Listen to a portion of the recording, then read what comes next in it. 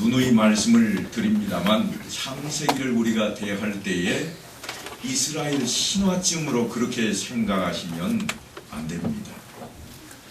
분명하게도 창세기는 모세가 저 시내산 아래에서 출애굽한 이스라엘 백성들을 모아놓고 그들 앞에 하나님이 과연 누구이신가, 어떤 분이신가, 왜 개입을 하고 계신가 하는 것들을 설명하고 있는 내용입니다.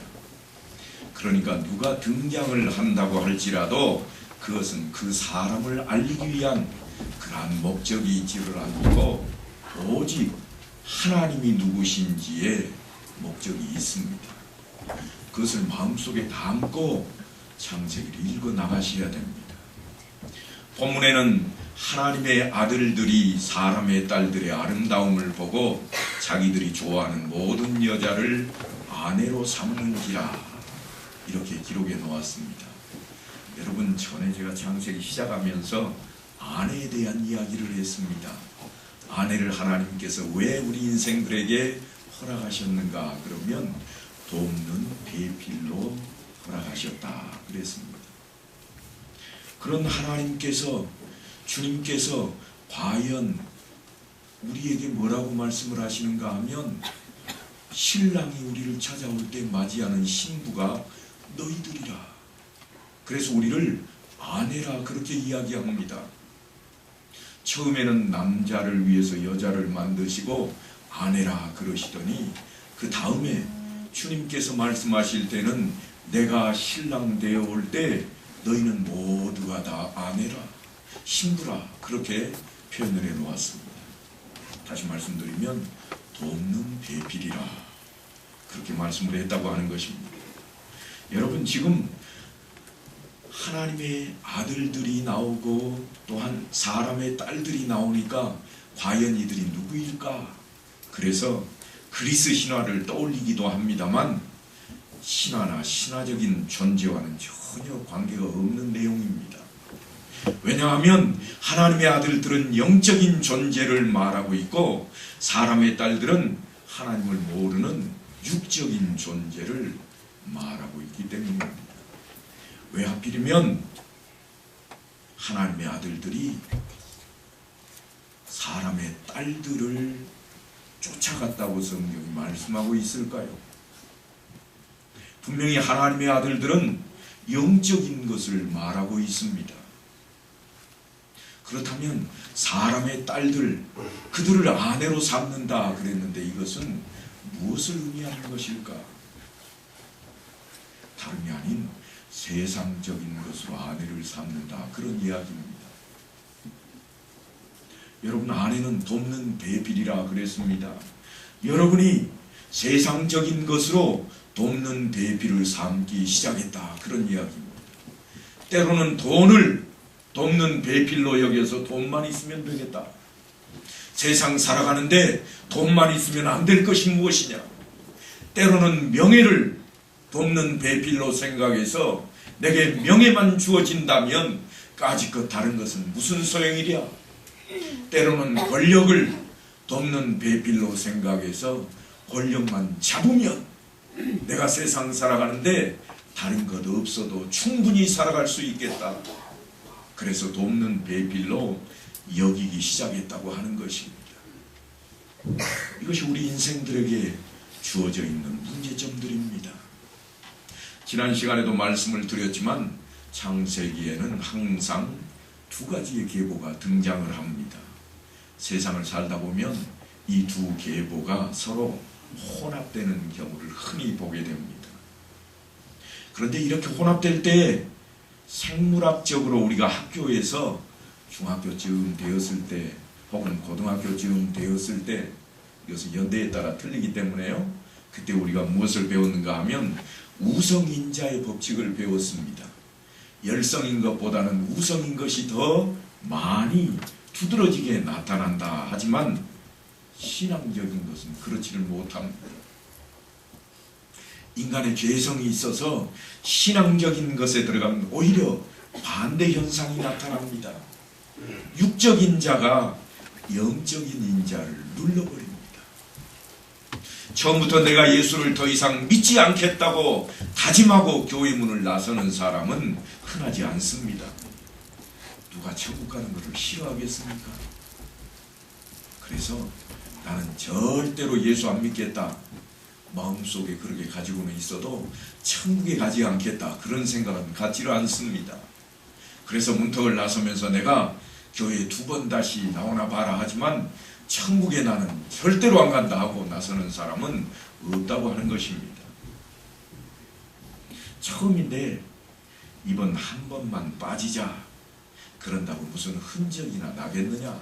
그래서 주일 예배를 한 번쯤 빠기 시작을 합니다. 요즘은 우리가 잘 모르고 지나치는 경우가 있습니다만, 과거의 어르신들이 하시는 말씀이 항구에 배 한 척 들어와도 2척이 들어와도 변화된 것은 없다, 그렇게 말을 한 적이 있습니다. 마치 우리가 예배 드리는 것을 그 쯤으로 생각합니다. 그런데 한 번 빠지면요, 그 다음 기회도 또 빠지고 싶어집니다. 아니, 핑곗거리가 반드시 생깁니다. 피치 못할 사정이 생기고 어쩔 수 없는 일이 또다시 다가옵니다. 그래서 연속해서 2주일만 예배에 빠지면 그동안 열심을 냈던 신앙생활이 그냥 썰물처럼 빠져나가 사라져버리게 된다고 하는 것입니다. 여기에는 그럴 만한 이유가 있습니다. 사도 바울은 그 이유를 이렇게 말씀합니다. 에베소서 2장 3절에 보니까 전에는 우리도 다 그 가운데서 우리 육체의 욕심을 따라 지내며 육체와 마음에 원하는 것을 하여 다른 이들과 같이 본질상 진노의 자녀이었더니, 그런 겁니다. 원래 우리가 그랬었기 때문에 원래로 돌아가 버리는 것은 너무도 쉽다는 이야기입니다. 하던 대로 다시 하는 것은 너무나 쉬워서 주일 예배 한 번 빠지면 2번 빠게 되고 2번 빠지면 그냥 쉬고 싶어진다, 그런 이야기입니다. 그러므로 수많은 하나님의 기적을 보고도 작고 사소한 어려움만 봉착하게 되면 소리를 높이는 것입니다. 출애굽할 때 이스라엘 백성들이 뭐라고 외쳤는가 하면 애굽으로 돌아가자. 그 말은요, 종살이 할 때가 훨씬 더 나았다. 우리 식으로 바꾸면 예수 안 믿을 때가 내가 훨씬 더 편했다.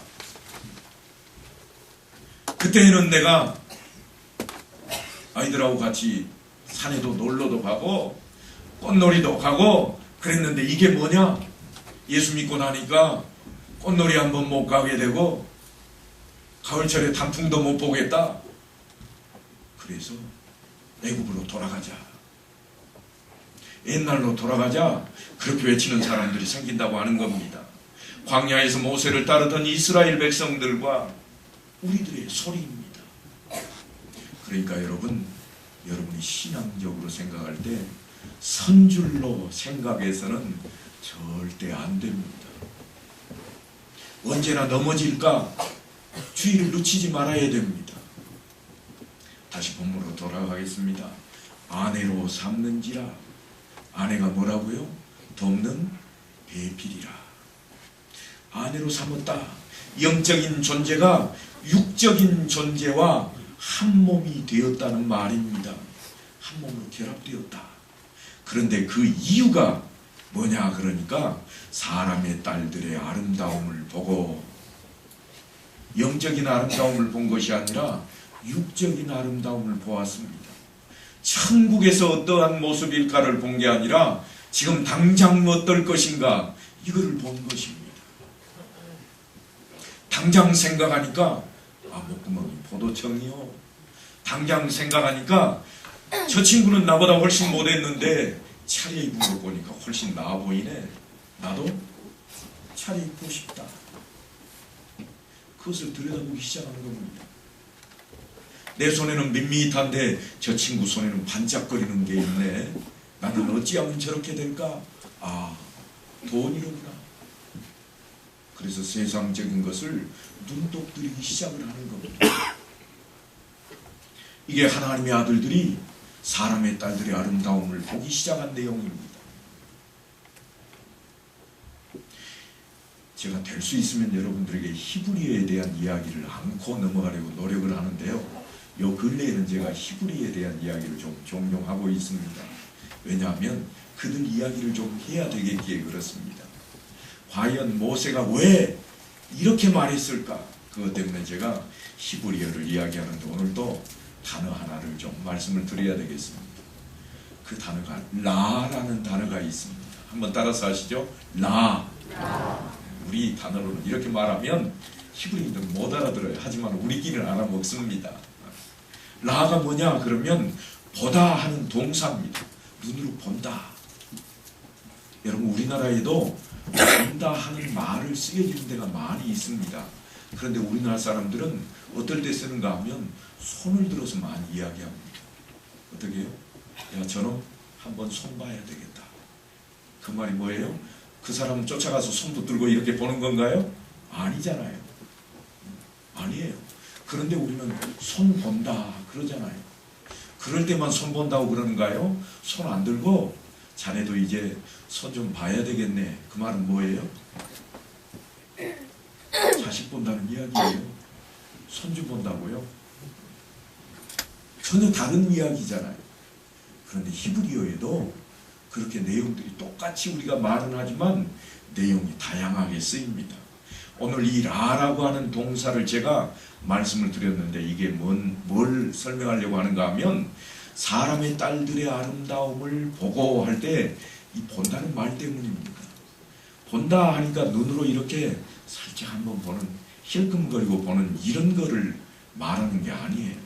사람의 딸들의 아름다움을 보았다 그럴 때 아 이쁘다 싹 한번 보는 이런 정도를 본다 그렇게 말하고 있는 게 아니라 그럼 뭘 이야기하는가 그러면 아주 자세히 주목하였다 그런 말입니다.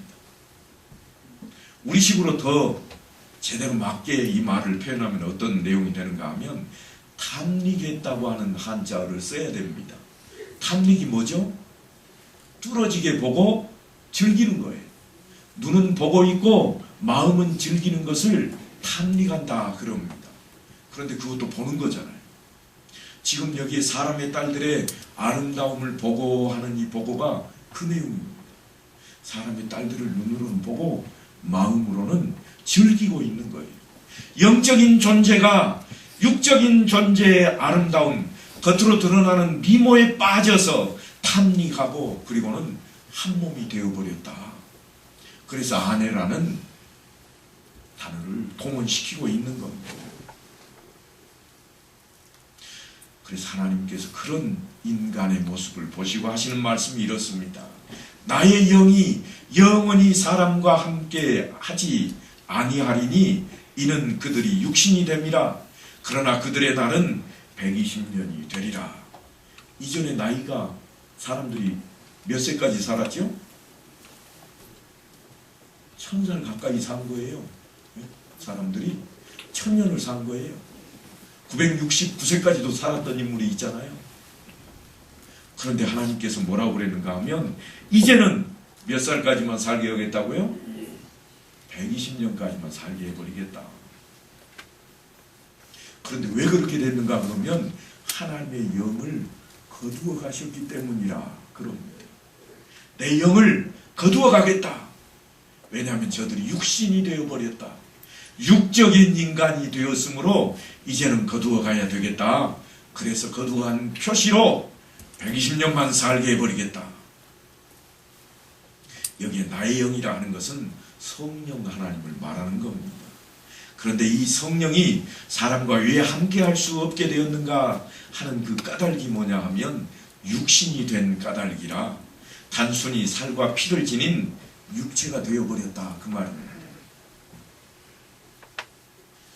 육적인 생명과 영적인 생명이 하나가 된 게 누구냐 그럴 때 사람입니다. 본래 사람은 흙으로 지어서 육적인 생명과 하나님으로부터 온 영적인 그 생명이 결합되어 있는 존재였습니다. 창세기 2장 7절 말씀 한번 띄워주시죠. 2장 7절 말씀 우리 띄어졌으면 함께 한번 읽어보십시다. 시작. 여호와 하나님이 땅에 흙으로 사람을 지으시고 생기를 그 코에 불어넣으시니 사람이 생명이 되니라. 이 구절입니다. 사람에게 이렇게 흙으로 사람을 지으시고 동물들도 다 흙으로 지으셨지만 그들은 그대로이고 사람한테만 특별하게 했는데 하나님의 형상대로 사람을 만들어 놓으시더니 그 안에 뭐를 했다고 그러는가 하면 코에다가 생기를 하고 불어넣으셨다.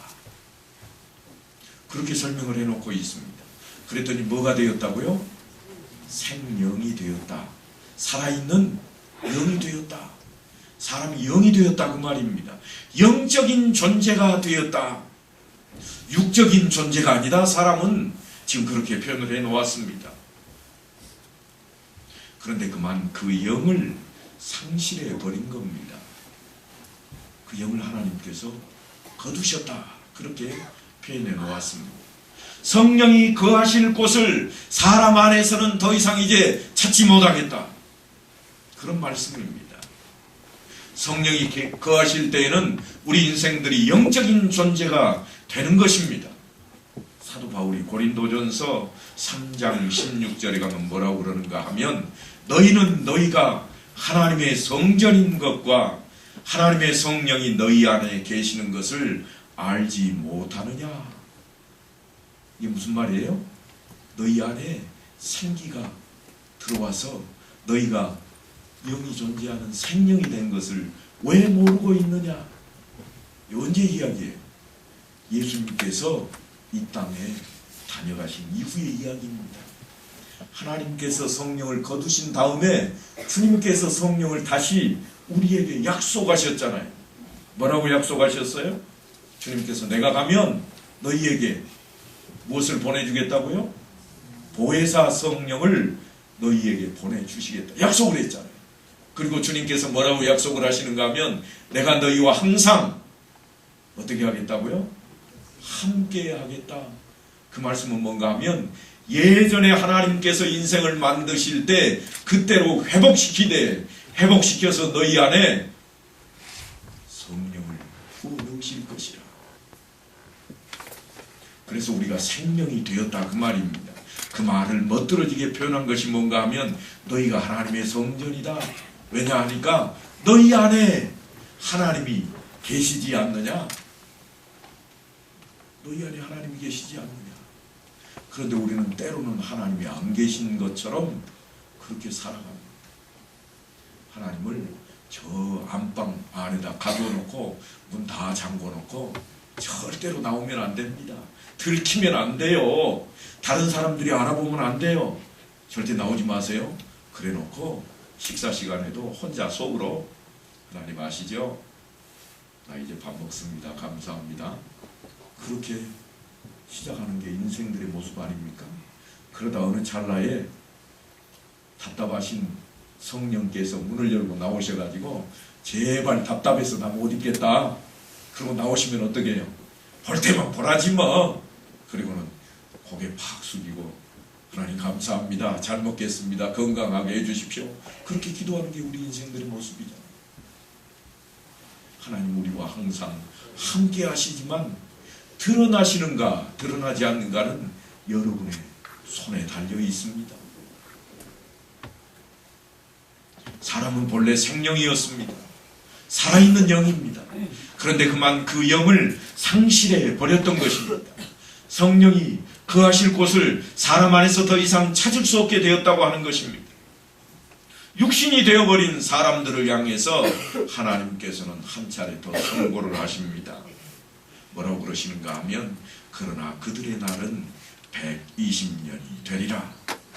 마땅히 죽어야 할 것이로되 하나님께서 자비를 허락하시고 은혜를 허락하셔서 이제부터는 육적인 생명만 남은 사람들에게 육체의 생명을 120년 정도는 보존해 주겠다.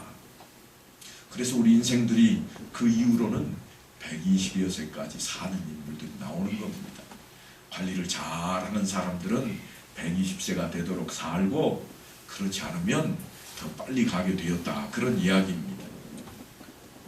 이것은 하나님의 사랑이요 배려하심입니다. 그렇다면 이처럼 하나님의 배려하심으로 살아남은 우리 육적인 생명을 무엇을 위해서 사용해야 하겠습니까?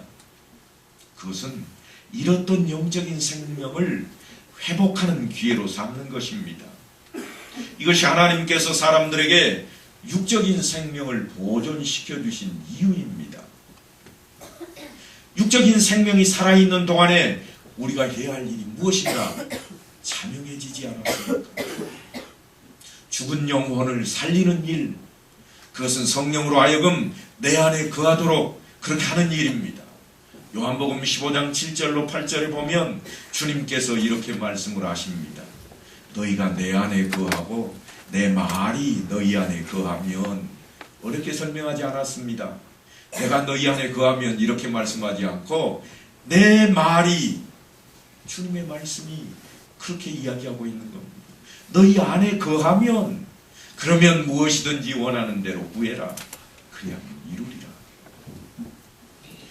너희 안에 내 말이 임할 때 너희가 그 말대로 구하면 너희는 이룰 것이라. 하나님의 뜻을 우리에게 일러주고 있는 겁니다. 거기서 끝나는 것이 아니라 그리하면 이루게 될 것인데 너희가 열매를 많이 맺으면 내 아버지께서 영광을 받을 것이요. 그리고 난 뒤에 중요한 말씀이 있습니다. 너희는 내 제자가 되리라. 이 일을 위해서 우리는 예수님이 누구신지 어떤 분이신지를 알아야 할 것입니다. 그걸 알아야 우리가 예수님의 제자가 되지 않겠습니까? 제자는 스승을 닮고 스승을 따른다고 했는데 어떤 모습인가? 마태복음 16장에 가보면 어느 날 제자들과 함께 가이사랴 빌립보 지방을 가시면서 예수님이 제자들에게 묻습니다. 사람들이 인자를 누구라고 하더냐? 그랬더니 제자들이 대답을 합니다. 더러는 세례 요한이라 그러고 더러는 엘리야라고도 하고 어떤 이들은 에레미야나 선지자 중에 하나라고 합니다. 아마도 성경에는 기록이 안 되어 있지만 그 중에 이런 말도 있을 것 같아요. 더러는 예수님을 목수라고도 해요. 목수였으니까. 또 더러는 어떤 사람들은 예수님을 의사라고 부릅니다. 왜요? 병든 자를 고쳐주신 게 사건들이 많이 있잖아요. 그래서 그런 말도 있었을 겁니다. 그때 예수님께서 그 말을 들으시고 뭐라고 그러시는가 하면 그렇다면 너희는 나를 누구라고 하느냐. 너무나도 중요한 질문을 하십니다. 그때 베드로가 이렇게 대답합니다. 우리의 신앙 고백이 이렇게 되어야 된다고 늘 제가 말씀드리는 내용인데 그게 뭐냐 하면 바요나 아니죠. 주는 그리스도시요 살아계신 하나님의 아들이시니이다. 이렇게 대답을 합니다. 그때 주님께서 그를 향해서 바요나 시몬아 네가 복이 있도다. 이를 내게 알게 하니는 혈육이 아니라 무엇이라고요? 하늘에 계신 아버지시다. 누구의 아버지요? 내 아버지시다. 예수님께서 그렇게 말씀을 하세요. 하늘에 계신 내 아버지시다.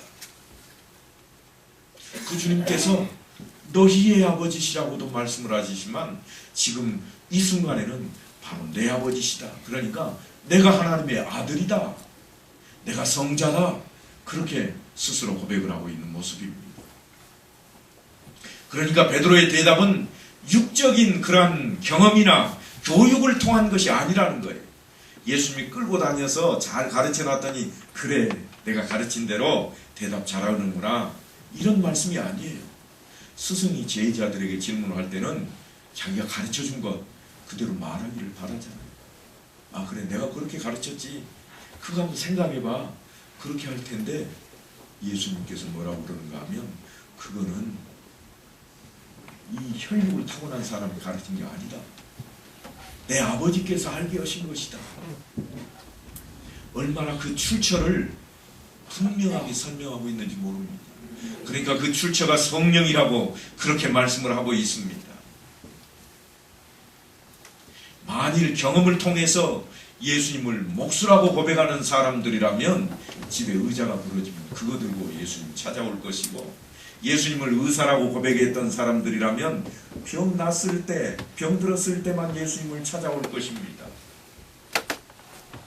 그런데 예수님에 대한 올바른 인식을 해야만 우리가 진정한 그 행동이 우리의 삶으로 드러나고 바뀌어지게 될 것인데, 주님께서 바라는 것은 지금 무엇이냐 그러면 너희는 나를 누구라고 하느냐. 그래서 베드로에게 마태복음 16장 18절에 보면 이렇게 말씀을 합니다. 너는 베드로라. 내가 이 반석 위에 내 교회를 세우리니 음부의 권세가 이기지 못하리라. 음부의 권세가 뭡니까? 사단을 이야기하고 있는 겁니다. 이 반석 위에 무엇을 세우겠다고요? 반석 위에 뭘 세운다고요? 교회를 세우겠다. 교회. 교회란 믿는 자들의 모임이라 그랬습니다. 믿는 자들의 모임. 우리 이 예배당이 아니라 우리들 모임이 교회입니다. 이걸 어디에 세우겠다 그랬는가 하니까 반석 위에 세우겠다. 그걸 번역하면 베드로입니다. 게바입니다. 베드로 위에 세우겠다 그랬는데, 그러면 그 베드로 사람 위에 세우겠다 그랬는가? 많은 사람들이 그렇게 생각을 했습니다. 베드로라는 특정 그 개인 위에 세웠다고 생각을 해서 이전에 교회가 처음 생겨날 때 초대 교황을 누구라 생각을 했는가 하면 베드로라 생각을 했습니다. 로만 캐토릭에서는 초대 교황이 베드로라 그렇게 지금까지도 여깁니다. 무엇 때문인가 그러면 이 말씀 때문입니다. 베드로 위에 세웠다 그랬으니까요. 그래서 그거를 신조로 삼고 막강한 네피림으로 등장을 하게 되었습니다. 무슨 말인가 하면 권력과 힘이 있는 것으로 등장을 해서 교회가 오히려 부패하게 되었습니다. 그것 때문에 1517년 루터나 칼빈이나 쯔빙글리나 이런 개혁자들이 일어나게 되었고, 루터의 반박문에 의해서 새로운 개신교회가 생겨나기도 한 것입니다. 그런데 그때 외쳐진 게 뭔가 그러면 과연 베드로 몸 위에, 베드로라고 하는 사람 위에 교회를 세웠겠느냐? 그렇지 않다고 하는 것입니다. 그러면 무엇이냐? 베드로의 신앙 고백 위에 교회를 세웠다고 하는 것입니다. 베드로가 한 그 신앙 고백, 그 고백 위에 믿는 자들의 모임을 세웠으니 사탄이 이를 결코 무너뜨리지 못할 것이라. 그렇게 약속을 한 것입니다. 하지만 그렇게 약속을 하셔서 음부의 권세가 이기지 못하리라 말씀을 하시고 약속을 하시지만, 예수님을 향한 이 신앙 고백의 올바른 것과 견고성의 정도에 따라서 음부의 권세인 사탄의 영향력이 결정되는 겁니다.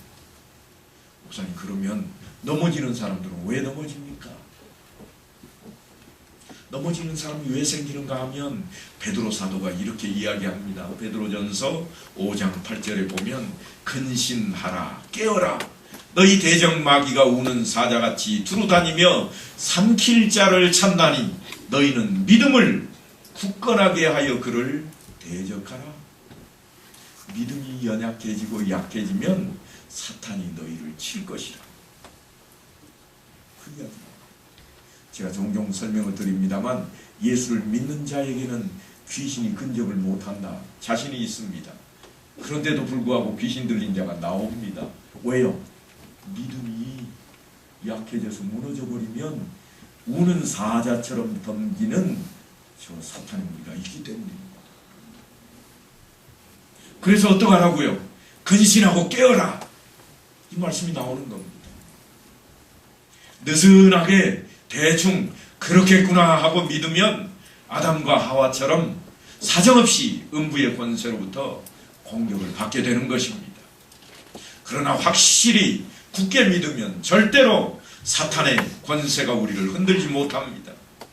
확신에 대한 이야기를 그래서 우리가 수도 없이 반복하는 겁니다. 성도 한 사람 한 사람은 성령이 거하시는 성전이요 그리스도를 머리로 삼은 교회의 지체가 되는 것입니다.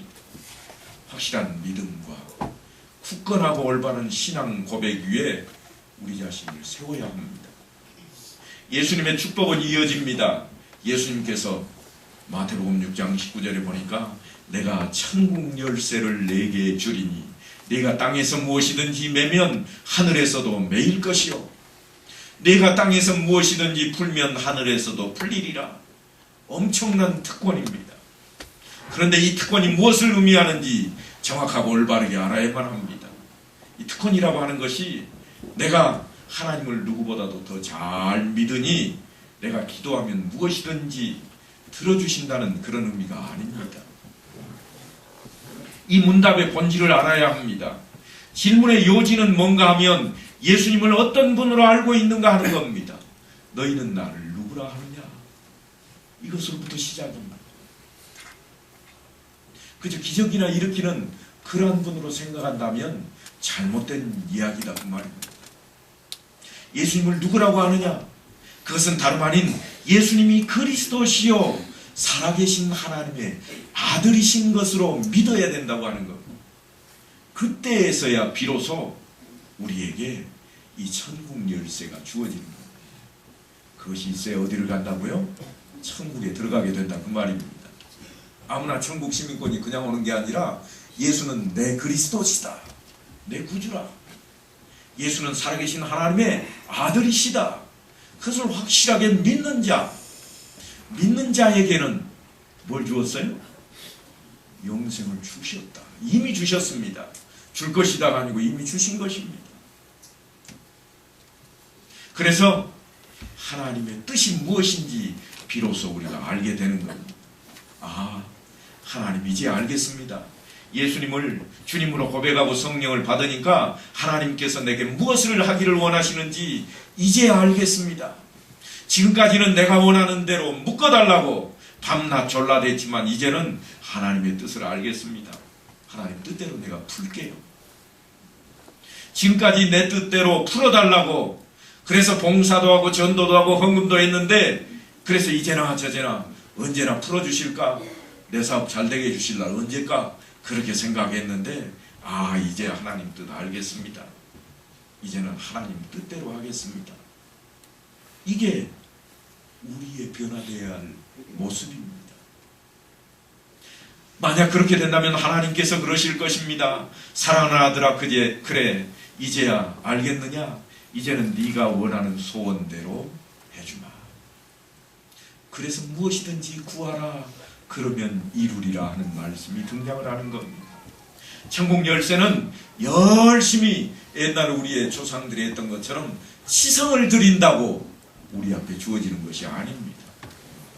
성령의 가르침으로 주님은 그리스도시요 살아계신 하나님의 아들이시라고 믿는 사람에게 하나님의 뜻을 알게 된 사람에게 주어지는 특권인 것입니다.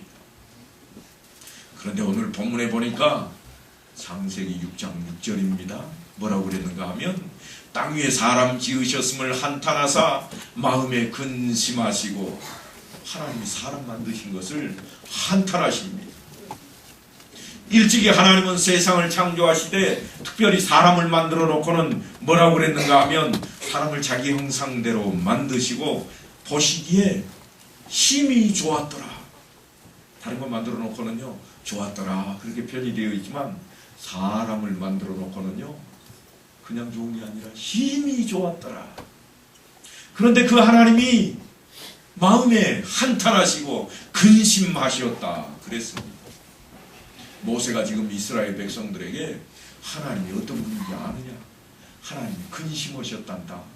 하나님이 한탄하셨단다. 왜? 꼭 너희들 같으니까. 꼭 너희들 같으니까. 알긴 아느냐? 이런 하나님이야. 너희를 애국 땅에서 노예되었던 그들 가운데서 건져내신 그 하나님이신데 지금 한탄하시지 않겠느냐? 그런 말씀입니다. 우리 자신을 돌아보라고 하는 거죠. 무엇 때문인가 하면 6장 21절에 보면 그때 온 땅이 하나님 앞에 부패하여 포악함이 땅에 가득한지라. 죄악이 세상에 가득해져서 하나님을 두려워하지 않고 사람들의 생각이 모두 악했다.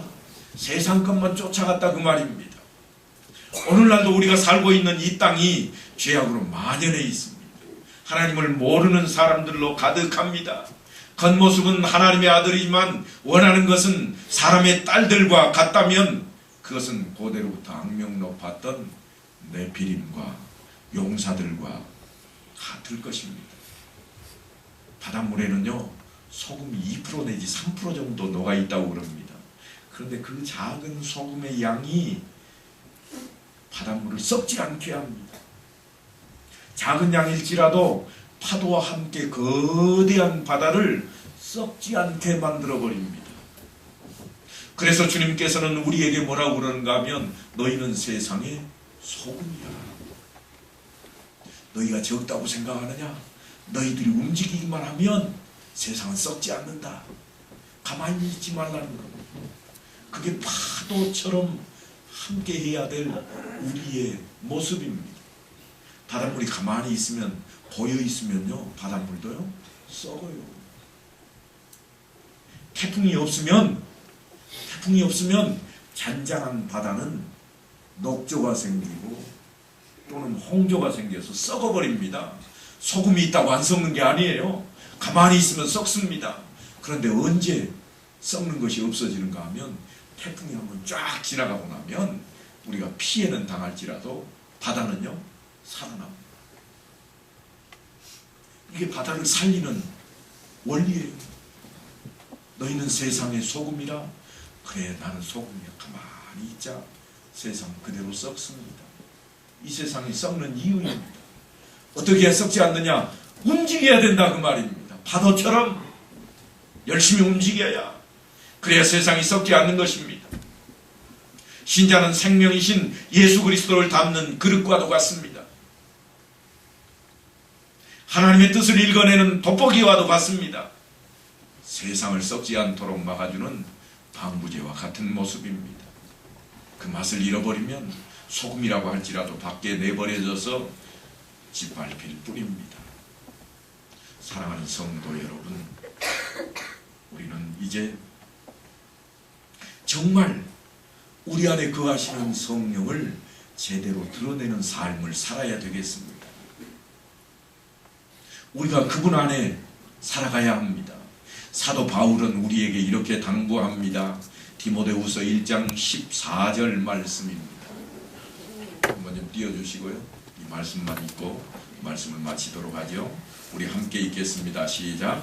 우리 안에 거하시는 성령으로 말미암아 내게 부탁한 아름다운 것을 지키라. 아멘.